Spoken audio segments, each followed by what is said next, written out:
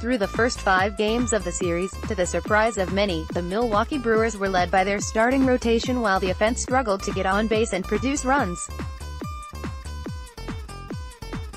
But in Game 6, the Brewer bats got hot as they scored 7 runs, including 4 in the first inning that all but crushed any hopes the Dodgers had of winning last night. Obviously a positive from this game was that the bats started producing, but another element that could play a key role in Game 7 is that manager Craig Counsell had the luxury to minimize the usage of his big arms in the bullpen, which could be the difference maker in tonight's Game 7. Jeremy Jeffress and Corey Knebel. Although Jeremy Jeffress and Corey Knebel appeared in Game 6, both will be available to pitch in Game 7 and shouldn't be too fatigued. Due to the fact that Milwaukee had a comfortable lead, Counsell didn't have to use Jeffress and Knebel as heavily as what may have been anticipated. Knebel stepped in to relieve starting pitcher Wade Miley in the 5th inning. Knebel threw 1.2 innings, facing 6 batters, and didn't allow any hits or runs while striking out 2. While on the mound, Knebel did end up throwing 25 pitches, but given the circumstances of a win-or-go-home game, he will be available for Counsell to use in Game 7 and should still be relatively fresh. Jeremy Jeffress then followed after Knebel and looked like the Jeffress from the regular season.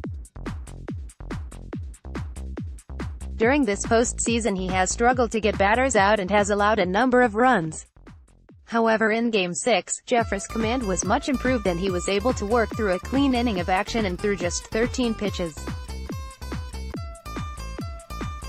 He too will be available and primed for a Game 7 appearance.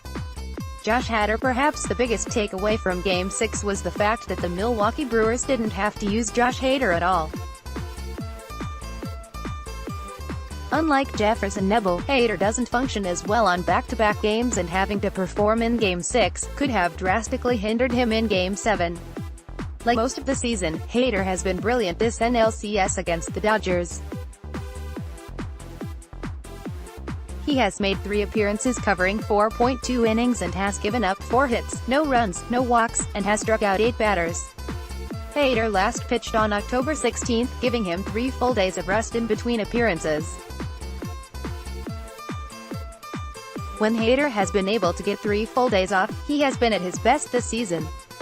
Over the regular season, Hader has faced 60 batters over 17.1 innings pitched and has been absolutely dominant. He's allowed just 3 hits, 5 walks, 3 runs and has struck out 25 when working on 3 days of rest. The Milwaukee Brewers would have done anything to win Game 6, but because of the offense's great performance they didn't have to. And keeping the bullpen usage down could turn out to be the key to winning Game 7. Next, everything you need to know for Game 7. Want your voice heard?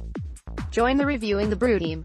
Write for us. Craig Counsell will lean on the best arms in his bullpen for Game 7, just as he has done all season long, and I wouldn't want it any other way.